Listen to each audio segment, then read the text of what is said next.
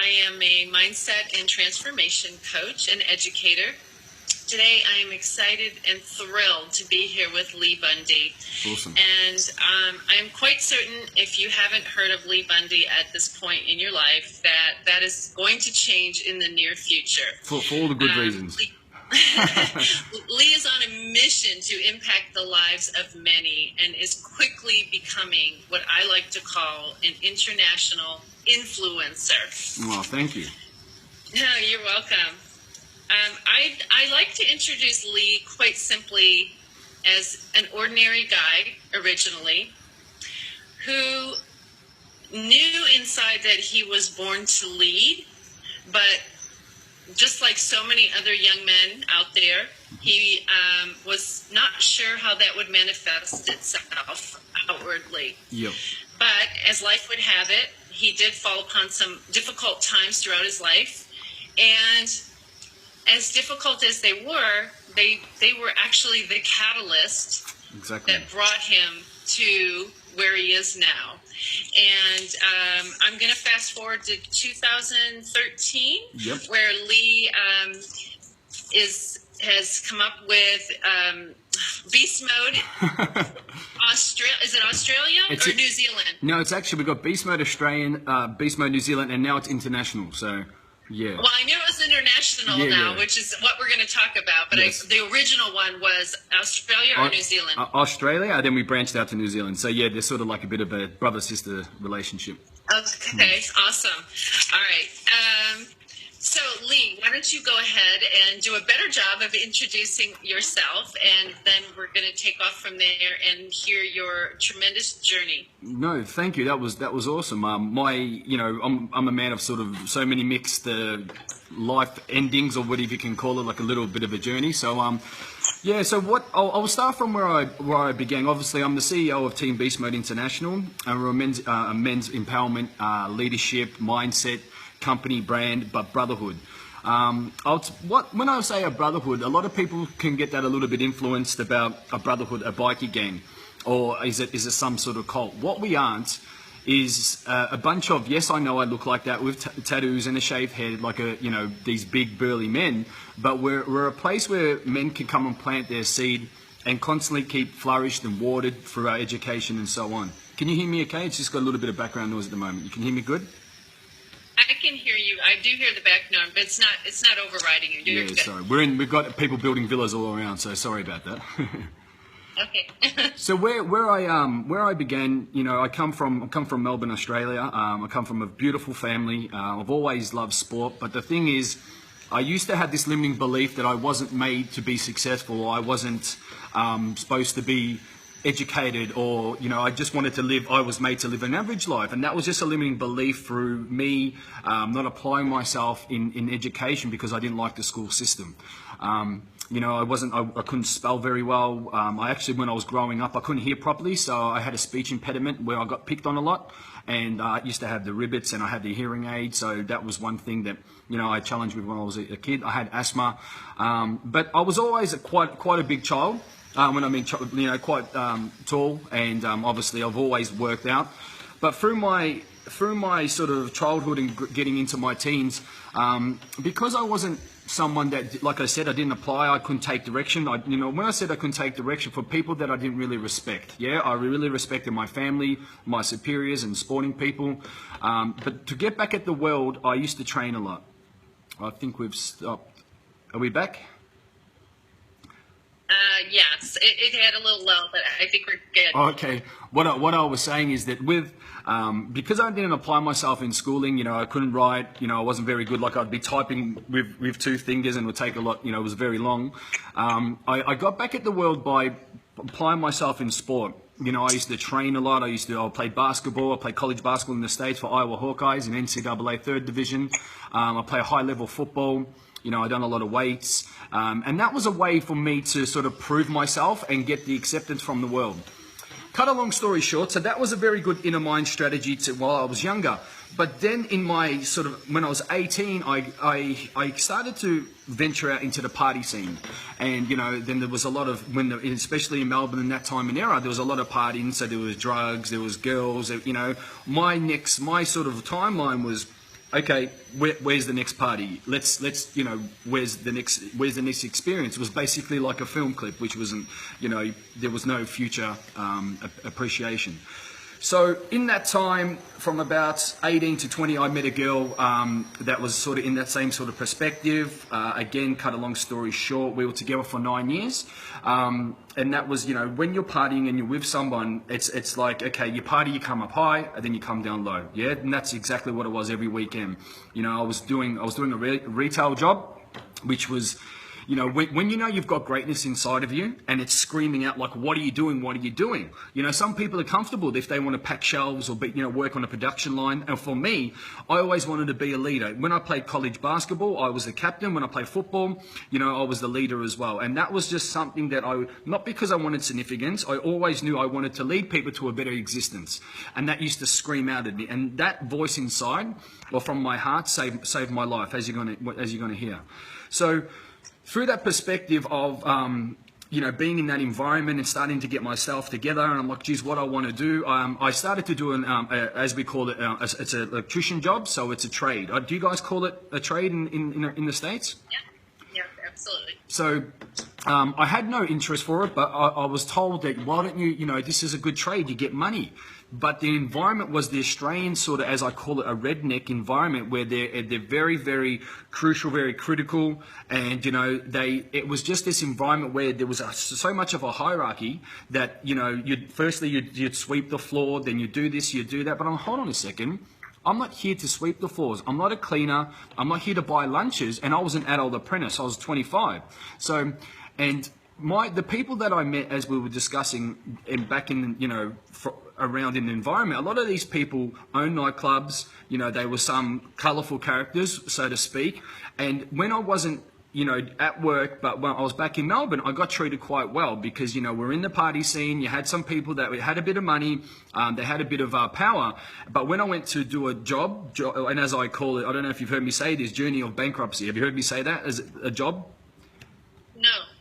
Yeah, so I like to call jobs journey of bankruptcy. So it's like, if you're not on it, is something that's going to, because at the end of it, most people are doing it. They're like, hold on a second, I want to retire, and they fall on their bum. So that's why I call a job journey of bankruptcy. So again, when I was doing this job and it was driving me crazy and I was getting challenged, and I thought that I was just an angry person. I thought that I couldn't take direction.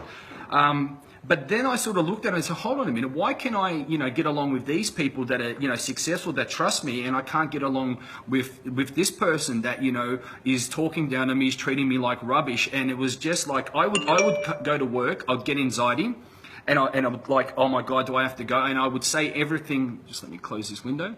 I would think everything under the sun of how I won't go to work. And this just went on for years. And I go, I can't keep living like this, to the point where it was just, you know, just too much of a friction. Then when I'd leave, I thought, oh my God, like a massive weight was lifted. And unfortunately, people do this their whole life. They go into an environment with scattered energy, people that don't have any respect for them, and they think it's normal. But it's not normal. You do not need to be like this. You do not need to be around people like that. As I say, I done a video yesterday. Be very cautious of how your energy increases or decreases around people, and I'm sure that you'd back that up as well. Absolutely. So this happened. Like, I didn't know what I wanted to do. I was doing something that I absolutely had no passion for. And I was crawling in roofs and I was doing all this other stuff, and I ended up getting a job at the casino. At the same time, I started doing security there, so I wanted to do 2 jobs because while this was going on, my ex-fiance and I, we had a place in a really nice part of Melbourne. Have you been to Melbourne at all, Deb? No, I haven't. Oh, because so it's a nice part. It's where the MCG is, the big stadiums. It was a beautiful area. So we were engaged and we were planning to get married. We had another place back where my parents lived, and you know, I had a few properties here and there. So things were going really good. So I thought, in the materialistic world. I was doing these 2 jobs, and then I was doing an off job, and I was doing personal bodyguard work. So it was almost 3 jobs. So that was all happening, but my ex-fiance, she wasn't happy. She goes, I don't want to marry a security guard. Why are you doing this? You know, I've got no time. So my hours, shift work, when she would come home, I'd be going to work. And, you know, when she'd be getting up, I'd be going to sleep. So it was just all over the place. But, you know, you'd think if someone really loves you, they wouldn't care if you're cleaning toilets, as long, do you know what I mean? Let's look for the bigger picture. But that didn't happen. So we were clashing for years. And if I didn't know any of the mindset that I do now, I didn't know anything about, you know, masculine energy, being a leader. All I knew was emotion and aggression. And as this was happening, and we were fighting, because I didn't want to cause problems, I went into my feminine, which feminine for women is beautiful, strong, and powerful.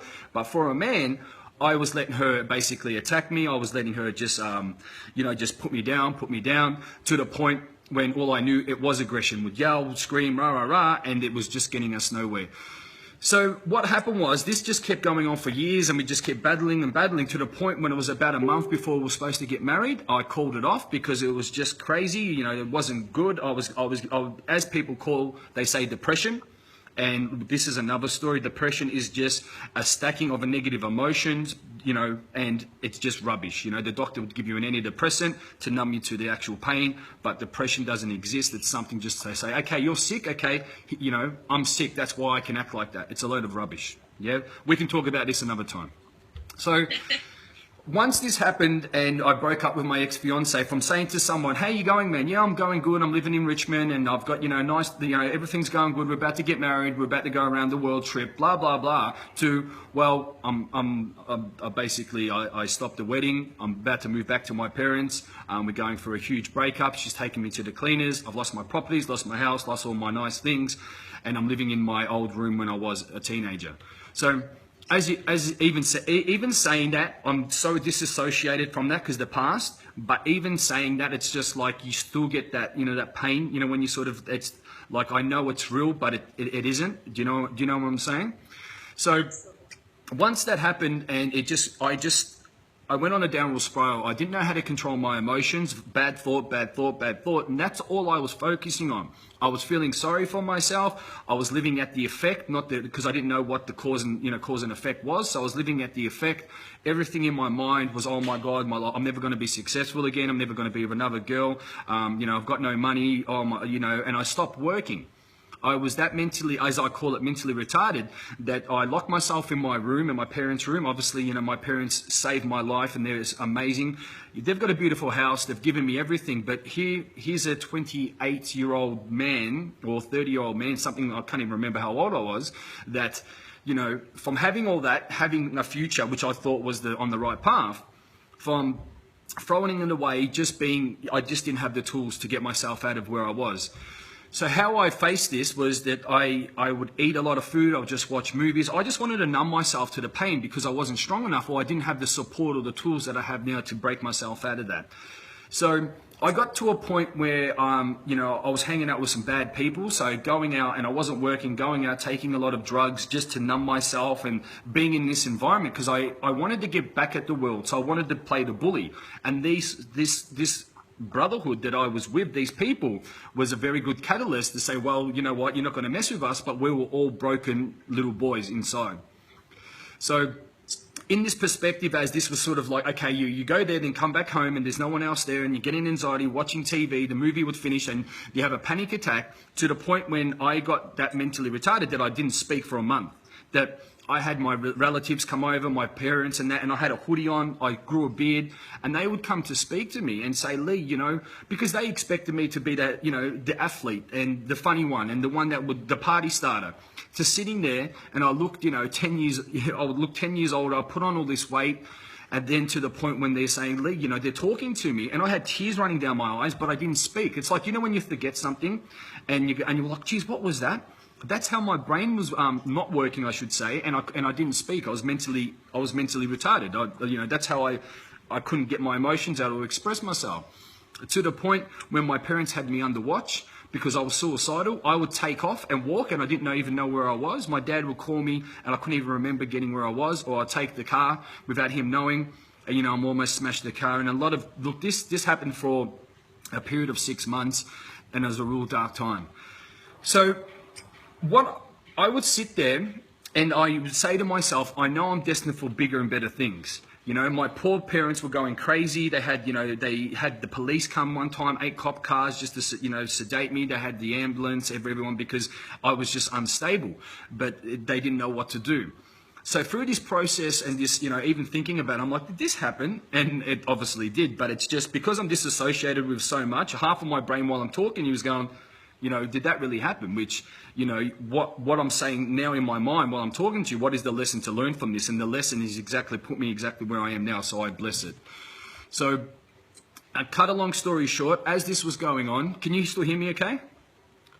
Yeah, I hope that you're going to tell us what the instrumental moment was that would get you out of that. Yeah, I'm on the edge of my seat waiting for this. I'm about to get to it. So I would sit there, and obviously I had a lot of time to think. And I came to a fork at the end of the road. I said, I'm either going to end up hurting someone, throw myself in front of a train, or be in a box, or I'm going to live the life that I know that I was put on this planet to be. So what happened was that I dragged myself back to work. Luckily at that time, I had a supervisor, or I had a manager he understood what was going on, and he understood, as they called it, a breakdown, mental breakdown. And he let me get back to work, and obviously being in the environment where I wasn't doing electrical, but still doing the bodyguard and the security work. You have to be, when you're there, you're basically a babysitter with a gun. But I didn't get into that. I was doing the bodyguard work external from the casino. But I started getting back into the environment, being around people, and I knew there was a lot of people that used to come into the environment because it was the casino, but it was the high end. Yeah, it was like a private club where they could play. And a lot of these people would come in, and I used to speak to them, and I'm like, what do you guys do? Are you drug dealers or some gangsters or something? Because they look good, they had money, they smelled good, they had women. And they said, no, we do a lot of NLP work and, success priming, and we do a lot of mindset. And so, and I'm like, what are you talking about? What's this cult? Like, seriously, are you guys on drugs or something? And they said, no, man, it's about, being in control of your mind and being able to, change your thought patterns and do. And I said, oh, yeah, no worries. And anyway, they came in for a lot, and I started hanging out with these guys, and I started to feel better. My energy started rising. I'm like, tell me more about it. And I got to know them, and on the social level as well. And everybody was very successful. They knew what to say. They were sharp, and they were like, every time they would be around me, they were like a bright light. And I was starting to feel good. I started to get clearance. So what happened was, I was blessed, as you've met Regan. She, it was quite funny. I was there with my supervisor, who's a gay man, and she was actually partying with her gay friend. And the thing was, he came up to me, her friend said, well, my friend thinks you're cute. And I said, look, sorry, I'm not that way inclined. And then he goes, either is she. And I was looking at Regan all night, yeah. And I'm normally attracted to, all my partners have been blonde, and Regan's, obviously, you've seen her, she's a beautiful brunette, and she came over, and normally I'm confident, and I went bright red in the face. I couldn't even say my name, and she's like, well, I'm Regan. And she saw something in me. I don't know what it was, or our souls connected, which I say that they have, because we're soulmates. And from then, she actually knew these people that I was speaking to. So there was Jamie McIntyre, there was Paul, and there's a lot of people in that self-development game. So she actually said to me, and this is the catalyst, this was the turning point. She knew that I was going through a lot, and she says, look, there's these courses and being in that environment of people that are growing, and that not this negativity, not these drugs, not this pain and anger. And she said, you need to go and do these courses because they pre-frame your mind. They're going to disassociate you from the past, and you're going to be able to program yourself. And I went, really? Like, I didn't really have any respect for this. I didn't know anything about it, didn't know about energy, didn't know about the spiritual side of things. So I said, what the heck? And actually, while I was with Regan, I lapsed again. So I took time off work. I just went on a downward spiral. And why I lapsed was because I just went back to my old thought patterns. And that can happen to anyone. It can happen now. Do you know what I'm saying? But the thing is, yourself and myself, we've got the tools to be able to snap ourselves and realign ourselves and put us on the right path. So I went over to Queensland, and I had done one of the master practitioner NLP courses, and I went there, and I was an absolute mess. I had I had my beanie on, had a beard sitting there. I couldn't even look anyone in the eye. It was a real dark time, and we don't need to know the details of it. I went there at the start, and this started working, and I was hungry for the information. Like, being around these people, it was just, everyone else was, as you're going to say, broken people, and we're all on a mission. But as I was learning, I'm like, whoa, this is something that you felt like you had power. Not felt like, you knew that you had power. My brain started turning. I started feeling that surge again that I did when I used to play sport, that I could run through a brick wall, I could fly almost, that feeling that nothing or anyone would stop me. So anyway, I didn't have the money. Regan paid the $6,000. My parents paid another $1,000. So I kept immersing myself in education and NLP. And when I came back from the second course of the NLP Master Practitioner, I started to, life was changing. Yeah, I started to see an opening. I started to love and believe in myself again. I changed. My physiology changed. I got back into the gym. I started eating healthy. Fitness and mindset, they go in together so powerful, because that you need to, it's not about I want to look good, I want to have a six pack. No, it's about loving yourself, training. Yes, you get the endorphins and all the energy and that flowing, but eating the right foods and training at the same time, doing the mindset, that saved me. Because I was loving myself, doing the good things, I was connecting with my goals. But you know this as well, Deb. I was working on my inner mind before I even took a step out of bed. So I pre-framed exactly how I wanted to see my life, not because unfortunately 98% of the population try to do everything on the outside without working on the inside. And that is a recipe for disaster. So the thing is, if you've got bad programming, if you're being brought up with some beliefs or something's happened to you in the past which hasn't served you, if you try really hard on the outside world to live and be someone else, you are going to be snapped back to that because your mind is still connected to that. Does that make sense? As you know. Absolutely. So with that, I was doing all this inside work, and before I knew it, what I would take me 5 months, a year to get, I was getting results in weeks, and people were coming into my life. It's like we're a speaker, a vibration. And obviously I attracted my beautiful queen. I was attracting all these other people. And then I'm like, you know what, I need to get out of like this environment, the 9-to-5 job, and I've got these other people that, that they don't see my path. I need to get out of here because I'm bigger and better. I've been put on this planet to lead. I've been put on this planet to serve and to protect people, to say, hey, there's a better way. And that's why with my story, I don't ask for anyone's pity, but I have been rock bottom. And a lot of my brothers and a lot of people that come through, my journey in the brand and the brotherhood, some people have been lower, not many. So I can say, because some people ask me now, as you know, when you get a little bit more successful, you get these people, they say, well, Lee, how are you qualified to help people? I said, well, I can show you a stack of certificates that mean shit, or I can tell you what I've been through. Which one? Life experience or paper? So that's my life experience. I can say, well, look, I know how to F up my life quite well, or I can show you certificates with a government stamp that mean rubbish. So I hope that explains it a little bit. It absolutely does. And so how long did that actually take you? I know you said you were learning quickly, but time frame wise, as far as where you really felt like you are leaving that old life behind and you've shifted yourself? Yep, that's a really good question. There was a process of like me finding myself was the first. So I done the first course was seven was a week. I came back and I was, oh my God, everyone has to listen to this, and I'm changed, I'm blessed, I'm healed. And then all of a sudden I went bang, because when you sprint and you run and then you trip over, and because you're going so fast, you're going to hurt yourself, yeah. So what happens, I lapsed, and then my parents are going, look, we've just spent all this money, what are we doing, rah, rah, rah. And my dad was actually on the webinar and he explained this to the guys really well last week. It was great.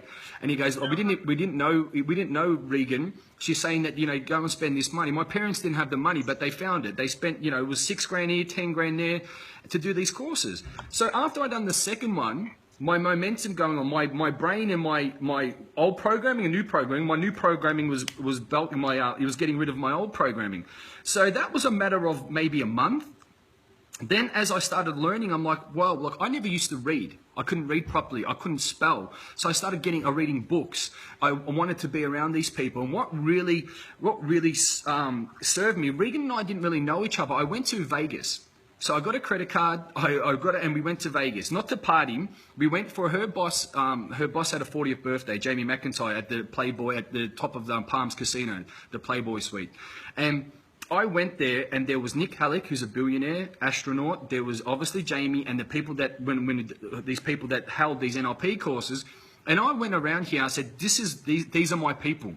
Environment, that's when I knew about environment. Like I went there, and I'm like, wow, like this life, okay, it's fantastic, but these are the people that I need to be around. There was no bitching, there was no backstabbing, there was just how can we improve the world while I'm buying an island, well, I've done this and I've got all these businesses. And I'm like, oh my God, if you can do it, then I can definitely do it. So as that happened, I went back to my JOB, Journey of Bankruptcy, and you know how we talk about crabs in a bucket syndrome? times a million. I went there, you got people walking around, as I call them, slugs. They were depressing energy vampires. And I said, you know what? The universe is saying, Lee, get the F out of here. You deserve more. But you need an exit plan. You can't just say, well, I'm going to leave. You need to be smart about it. So Regan and one of her very first first business partner and the sales were staying at, we had like a meeting at his place in Richmond, and we're like, okay, cool, let's create stuff. Let's create something. What are we good at? What, you know, an entrepreneur is a solution finder. What void can we fill that we're good at, congruently about, that our life experiences has fulfilled us with, that obviously we can create a business, we can create a brand, we can have, you know, we can have self-worth through it. And obviously I went crazy, like I didn't know where it come about. And this is where Beast Mode was created. When I was doing this program, I don't know if you've done it before, it's about changing your states from procrastination to motivation to super to ultra motivated, or my power state. I wrote Beast Mode. And this was probably 3 years before Beast Mode was even created. So for the people that are listening, Beast Mode doesn't mean, oh, I'm going to deadlift 1,000 kilos or I'm some big, you know, meathead that's going to run around the gym. Beast Mode means when you're in your most powerful state. It means when you're unstoppable. It's not aggressive. It's not, you know, it's about when you can just say anything you want and you feel happy. You know, you feel fulfilled.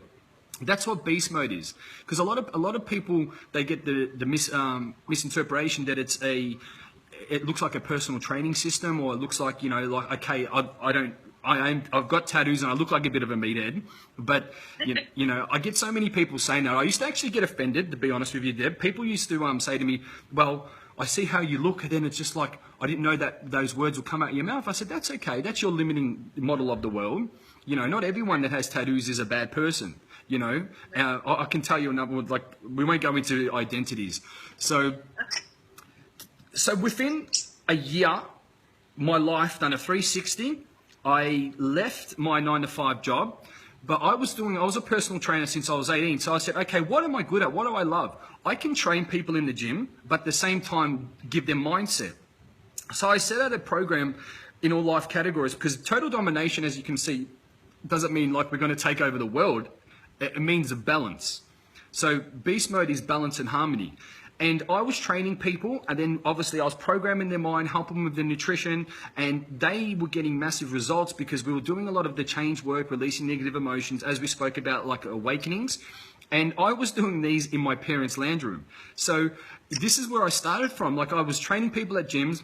People were coming back, you know, I would say, Mum and Dad, look, I'm about to do a mindset session. I need your lounge room, because as you know, you need the practitioner chair and you need the client chair. It needs to be positioned perfectly, and, you know, it has to be. And that's where I started. I started from nothing, just a voice in here, and I knew that there was bigger and better things, now to an international company where we've got over how I start. So there's so many different services that we have with what we're doing with Beast Mode. So obviously we have the membership site, which is the Beast Den, where I do a weekly training where people can have me, like, they will write, look, Lee, I'm dealing with this, self-sabotage, money scarcity, mindset, whatever it needs to be. And there's like a bit of a vote, and they can have that a weekly video. And the good thing about that is they can go over and over again. And if they're smart and they appreciate it, you sit there, you can stop it, you take notes, because this is what people don't understand. Every day we're a different identity, we're a different being. So you know, when you watch a movie, the second time you watch the movie, you see something else, don't you?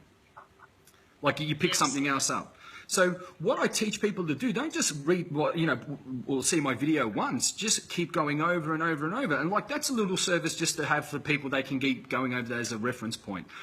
As what I've just created is the 8-day retreat to condition people to be able to get their mindset, because and let's be honest, the retreat is the ultimate experience. And if people don't understand the mindset, or they don't believe themselves, or they don't even know the language or the terms, it's like going to the gym and someone says squat 1,000 kilos. If you don't have conditioning, or if you haven't got prior training, you're just going to crush yourself. So with the retreat, I always say to people, we've developed a leadership empowerment program. We call it the LEAP program, where people can start to actually visualize and believe in themselves. It's not to be competent. It's actually, hold on a second, get out of the old conditioning, start to love yourself, start to have an accountability, because we have about 60, 70 guys in the Australian private group where everyone's there. Hey man, you know, how's it going? How you feeling? Yeah, feeling fantastic. There's accountability partners. You know, there's so much support. And really with beast mode, when I talk about only the strong survive, it's not the strong, it's the strong-minded. Yeah? And the thing, and I'll be honest, and you know how honest I am, people that we have resistance with are almost the exact same person, but in a different body. It's because they embody feminine energy, and they start, instead of, like, you know, like in the army. Like, I've never been in the army, you know, I've done a lot of training there, but the army are so strict, and you either match their standard or you get out. They crush you or you get out, yeah? But what do? They boys go in and they come out men. That's exactly what we do. I have clients that have been 60 years old acting like little boys, and I've sent them home. Because, you know, we come in and it's like, if you're going to take things personally, we're here to get a result. If we become friends, that's a bonus. But I'm here to break that bullshit outside scatter thing that hasn't served you for all these years, that's almost put you in a hole, to something that, you know, to a better environment, better existence. And what people need to understand, it's not just Lee Bundy talking, it's all the other coaches, our mindset, our branding, our marketing, our wealth coaches, that these people are 20 steps in front of us. So these people are channeling their abilities through me, and I'm just the face of beast mode. But behind beast mode, it's another catalyst, yeah? And a lot of people think it's, well, oh, look, you're just some punk that rah, rah, rah, whatever. Look, we know your past, mate. How can you lead me? Not many people think like that anymore, but some people still clash, and they understand, like, hold on a second. This is an environment where there's no other environment. Yes, there might be something similar or whatever, you know, because there's a thing called Wake Up Warrior, which they've got an amazing program in the States. But this is somewhere where men can be vulnerable, where they can share their deepest, darkest secrets in confidential, you know, being, you know, in a room that's in confidence. But the thing is, this is the important thing about it. You can go and see, it's getting the right advice, getting the advice and the knowledge from someone that's been there. And like I say, fortunately but unfortunately, where I've been and how I can give the advice, I can relate to so many men, and that's why so many men that are in the brotherhood, we've been on a very similar path, and we've connected in so many ways. And that's why when as we was talking about the retreats that we have in Bali, are the ultimate, the ultimate experience, because for 6 days, that's a bit noisy, sorry about that. For 6 days, they're forced to learn. When I mean forced, we get up 4 o'clock in the morning, we finish whenever. We finish sometimes 11, 12 at night, and that's huge days, but it's not a normal learning, conventional learning system. It's getting people into state. It's just really breaking them down. You're going to be challenged. So when you come to the retreat, your threshold is going to be through the roof, yeah? So if you can see it in the screen. But when you go back to your normal life, you're going to find everything easy and effortless because you've been pushed mentally, physically, spiritually. When you go back to your normal life, you're going to go, oh my God, and I thought my life was hard. Look at the skills I've got now. That's when things start to get really exciting because you've built up that mindset, you've experienced it, you know, you've gone without food for 2 days, you've got the mindset, you've believed. Because what, in a nutshell, I'm going to recap that. When everyone comes to the retreat, so I'll turn this. When everyone comes to the retreat, they don't learn anything. They unlearn everything. So they unlearn that whatever experience happened in the past. They unlearn the bullshit that they've created which hasn't served them. They unlearn the experiences that have crippled them till now. So what they remember is how powerful they've always been. They don't come there, yes, they learn a few new tools and that, but they remember how powerful they've always been. When they remember that, that's when things start to rock and roll. So you wrote the whole curriculum for Beast Mode. You created the whole program based on all of these things that you've done in the past yourself. Is that correct? So it's a number of, so the different days work on a number of different structures of NLP courses, leadership, based, customized on my life experience. I like to teach what I've been through. So I'm not going to lay a path and I'm like, well, that sounds good because I've read it in a book, or Tony Robbins at a seminar, he said to do that.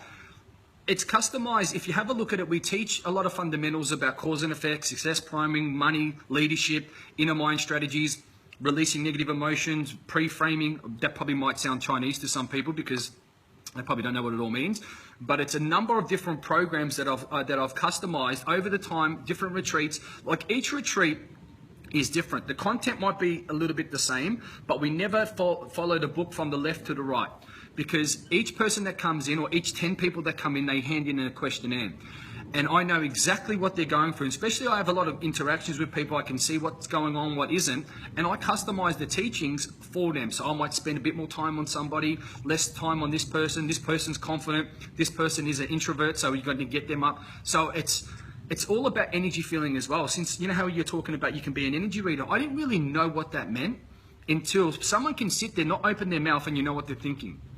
And Exactly. and it actually gets a bit spooky as well, because the thing is, I'm talking and I have an out of body experience, and I can see what's going on around them, and like I'm teaching, but then I like step out and I'm still talking, and then I can actually start to say halfway through it, my mind's gone, well, you need to break his state or get him up the front or do something like that. So it's a real powerful experience, yeah. Oh my gosh, it sounds phenomenal. So how many retreats so far have graduated from the retreats, or how many have you run so far? So when we say the brothers coming through, and I'm very honest with this, I've run probably 8 or close to 9 retreats, and it's very different from when we started. I think it is close to 10. I can't really remember exactly, but the people, see, with the retreat, that is just the start. People think, okay, I've got a magic wand and now I'm healed. What you do after the retreat is the catalyst of your change. After this is just to give you some skills, to peel back the layers of that bullshit, to have some, you like Batman with the new tool belt, to have that confidence, to be, whoa, you know what? Because you can talk to people, but until they actually have the breakthroughs, I know what Lee's talking about them. Or like, even like, I can tell people who spend an hour on the call and tell them about the retreats, but until they experience what we do, we do some physical activity, we do some spiritual, a lot of mental, but it has nothing to do, the physical has nothing to do with the physical aspect. It's the inner mind strategies. So the people that have come through, if they want to get caught up, no, I don't need to do success priming anymore, or, I'll just go back to my own ways. I've got my initial goal, which a lot of men do, unfortunately. Then they go, you know what, I don't need the teachings anymore. I know something better. It's not about beast mode. The stuff that I teach is so customized and so general and generic that it doesn't need to be beast mode. Like that stuff what I'm teaching, take my brand off it, that's going to change your life forever, because all you're doing is pre-framing and you're being the identity you need to become to manifest your dreams and your goals. But they stop that and they want to do other things. They maybe wanted to be that masculine leader to save their relationship. Yes, they've got that. And then they take their foot off the accelerator and stop doing it. Then some guys just wanted a bit of self-confidence, and they got the confidence, then they want to stop that. And then before they know it, they're going backwards. They think that they're growing, but they could be sprinting towards their goals, but then they've become an expert, an expert about nothing. And I'm looking at them, and the reason why I know this, Deb, because I've done it 3 times in my life. I got all this success. I had all the pain removed. And then I thought I was a know-it-all. I thought I was a wizard. And then what happened was I started getting money and success, live this life. And I fell on my backside 3 times because I become arrogant and pig-headed. And the universe gave me a slap across the face and said, mate, you get down and you start respecting, this process and start being the person that you need to be. And unfortunately, people, a lot of guys come through. There's some very successful men, millionaires, businessmen come through. You've got people that have been drug affected, people that just need, a bit of a kick in the bum, family men, all sorts of walks of life. From 18 to 61 and all in between, yeah? So go back and then do what they've done. Why would you go back and do what you've done? You can't just, okay, I'm at 6 days and my life is transformed. Right. It's an ongoing process. So what I say to the people that are listening on, live stream and, obviously listening on this amazing interaction is, the retreat just gets you started. It just gets your juices flowing. What you do after the retreat, that is going to separate you from the men and the mice. Yeah, so after the retreat, that's when you need to keep it going. Do you offer the second wave then after? Is there a group that they stay attached to, support system? Yeah, even before they come to the retreat, we put them into that leadership, empowerment, accountability program. And so what they do is to get them started doing their success priming. Can you hear me okay? That's a bit noisy, isn't it? No, it's okay. And sometimes it's breaking up, but that's not the noise. It's good. Oh, okay. We're good. It must be the Bali internet. So they get put into an accountability where we can watch over people. So they're doing their success priming. They take a photo of, hey, I feel amazing, because they get up and they walk. They visualize their goals. They empower it, and they are their goals. And then they write how they're feeling and so on. So that leadership accountability program, it saved my life, because if I don't do that, I wake up feeling scattered. I don't know where I am. I'm just getting up and letting the outside world control my day. After the program, they're still in the elite program. So after the retreat, they're still doing the accountability. You can stay in there for how long you want. You know, that's what it's about. Obviously, then there's options. There's people that can do one-on-one coaching, private, if they want to take it to the next level. So in the retreat, there's gold and platinum.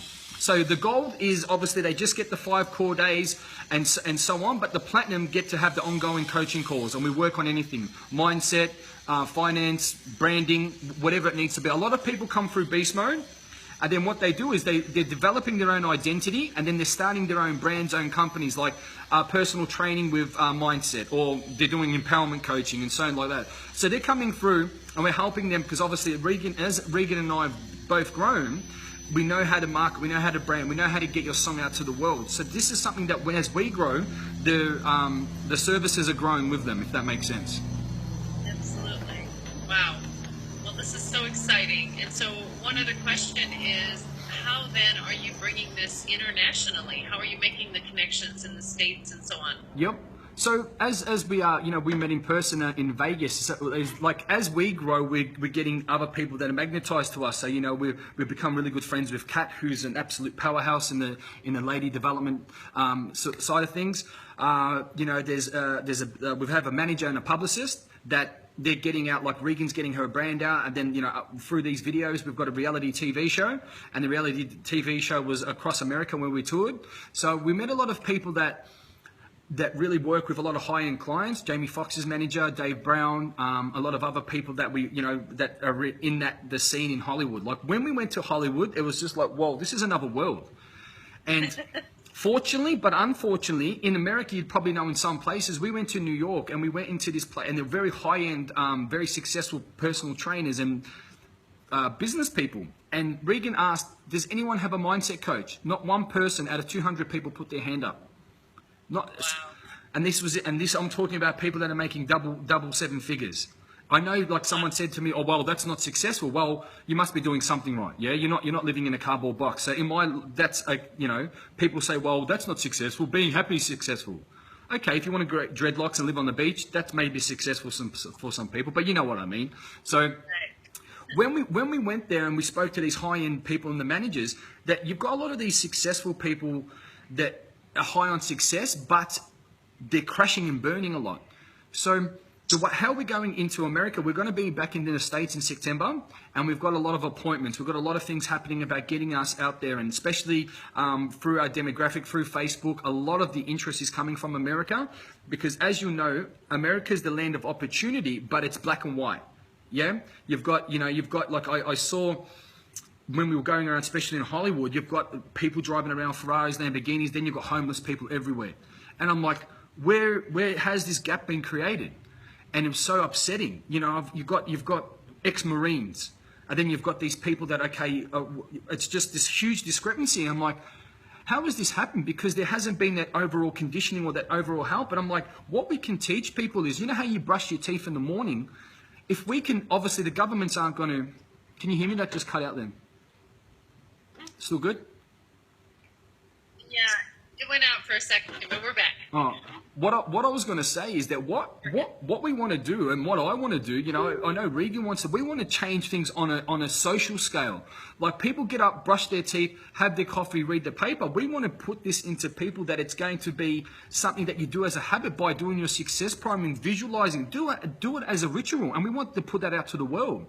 And America, as you know, is such an amazing place, and Hollywood is a magnifying glass. If someone's got a story or an ability, you take it to Hollywood with the right people, and you're going to get it to the world by being a celebrity, by being an actor, or doing that. So our main thing is not to be a celebrity to, oh, look at us, is to be someone of influence that people are going to listen to and say, hey, these people are onto something good.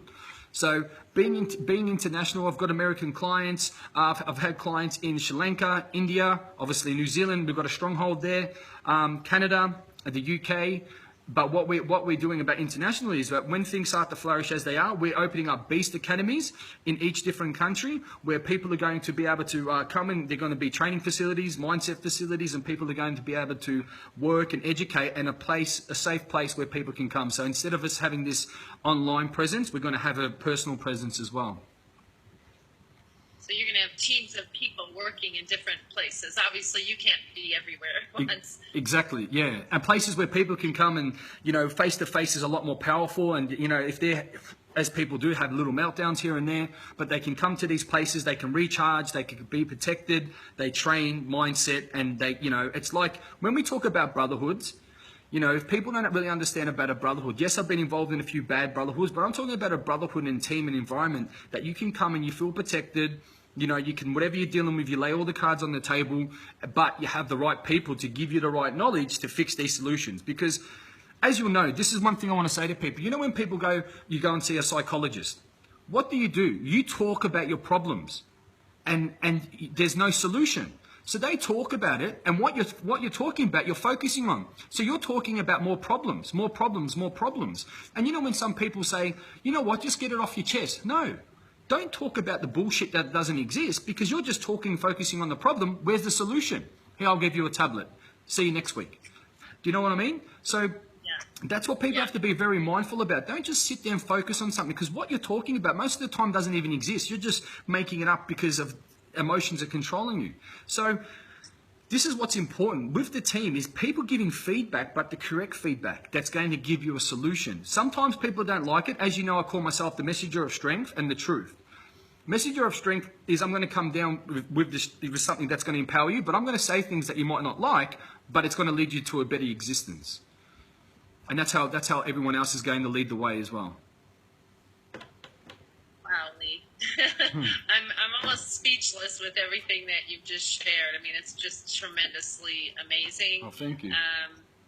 Your journey is not unique when there's so many young men out there floundering, especially that time in life when they get out of high school and they just don't. I mean, I don't think school as a whole, we kind of teach conformity, right? And we don't teach thinking, we don't teach in feelings and all that. And so people get out of that indoctrinating step by step, here's what you got to do, and they don't know what to do when they get out. So I see so many young men floundering, looking to drugs and all the wrong things for the answers. And this is why I want to share your message and get it out to the world, because I've been an educator all my life.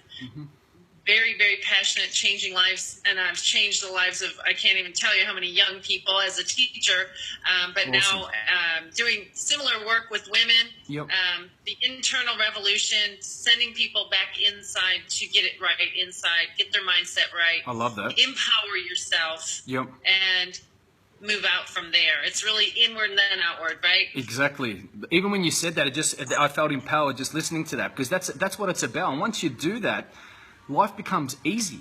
Do you know what I mean? Like, you get what you want. It's nothing to do with whatever you touch turns to gold or luck. That doesn't exist. Exactly what you said. And what you're doing for women and for men, it's amazing, Deborah. That's why I'm so honored to have this interaction with you. Well, thank you. And getting to meet you in person was definitely an honor and pleasure. And you just, I can look at, I'm an energy person. I can see your authenticity and your desire to truly help people and how you are. It's just amazing. So we're going to spread the word and share the message. And how can people find you? That's a good one. We need to know that. I'm getting my ugly head a fair bit. I've got a team that's obviously on Facebook. So Lee Bundy on Facebook. Team. Can you hear me now? Oops, we back? We can hear you now. All good. So on Facebook, search for LEIGH Lee Bundy. Or we've got a new site that's just been recreated, which is I'm just trying to remember it, Beast Mode Australia, and then it's actually .com, or it's going to be Beast Mode International now. On Instagram, it's Team Beast Mode International. LinkedIn, it's the same, or Team BMI. And all those other ones, Pinterest and all that, I'm just getting up to scratch, because we've got a whole team that just explodes everything all over the social media. But if you want to send me an email, send it to LEIGH, lee@beastmodeaustralia.com. Could you hear that? Cool. Say it again. So it's Lee, LEIGH, @beastmodeaustralia.com. But I'm always on Facebook. You know, you'll see me with videos. You'll see my presence on Facebook. Just hit me up with a message. I know I've maxed out. I always max out with my friends, but of interest is, and you know, there's a few people that I'm sure I can delete that aren't you know, serving no cause, because you know, with Facebook, it's not about how many friends you got. It's about the people that you're serving. So yeah, send me a message on Facebook. And Deborah, thank you so much. I really appreciate it. And yeah, you know, we're both doing great things. We'll go to the top. That's right. It's been a pleasure. Carpe diem, Lee. No worries. Thank you very much.